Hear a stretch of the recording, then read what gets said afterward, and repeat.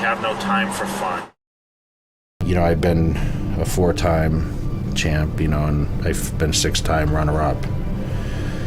And I'm the greatest bodybuilder ever. There's no question. I feel that I'm the greatest.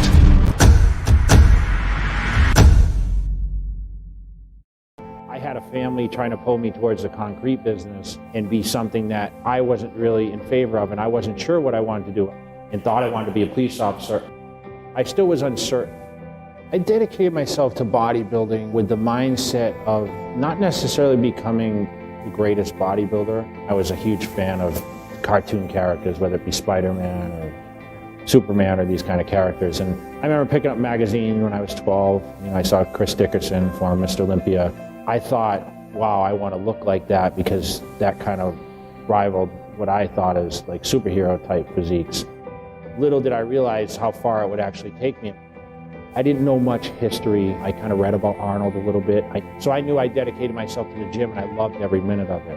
And I felt better when I was in the gym. I saw progress. And when I saw people like Flex Wheeler, Chris Cormier, actors like Keanu Reeves training at the Gold's Gym, Mecca bodybuilding. Of course, being from Massachusetts, living out in California for, a week or two or whatever I was out there, I was like, wow, under the sun and the beaches and everything else. And it just seemed like it for me. And that's when I knew I wanted to dedicate my life to it. It was 99 cents for gasoline at the time.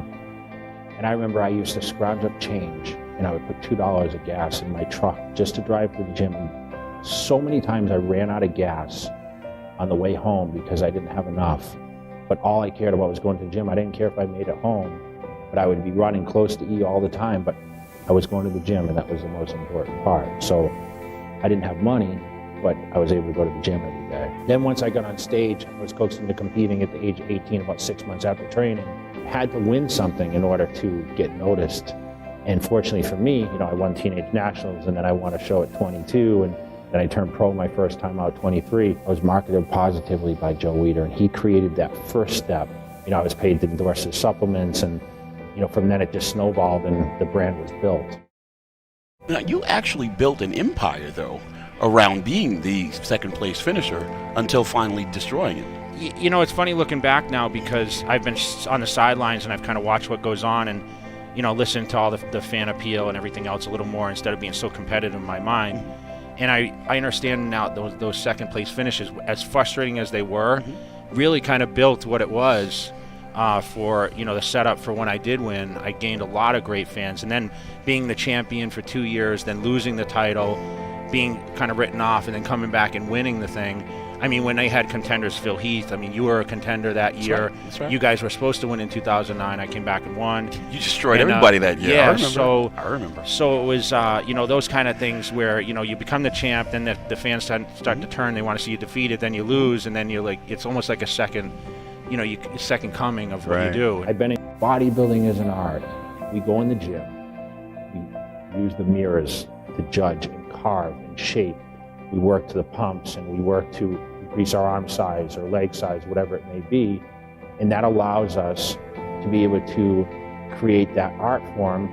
And ideally, we're trying to put a physique together that's complete, the condition, the shape, the symmetry, all those things to build a perfect sculpture.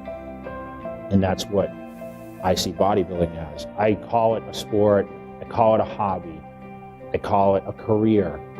But I think of us as artists as probably the best term. I was 290 pounds at my biggest, 300 pounds. When I walked in a room, people took notice. People say, why do you want to be that big? And truthfully, I wanted to be that big because I wanted to be competitive, not because I truly, I wasn't one of these guys I want to hit 300 pounds. It wasn't my goal. My goal was to beat Ronnie Coleman. And I knew I had to be damn big to beat him. To this day, I can still tell you, I'm 43 years old, the best part of my day is still going to the gym.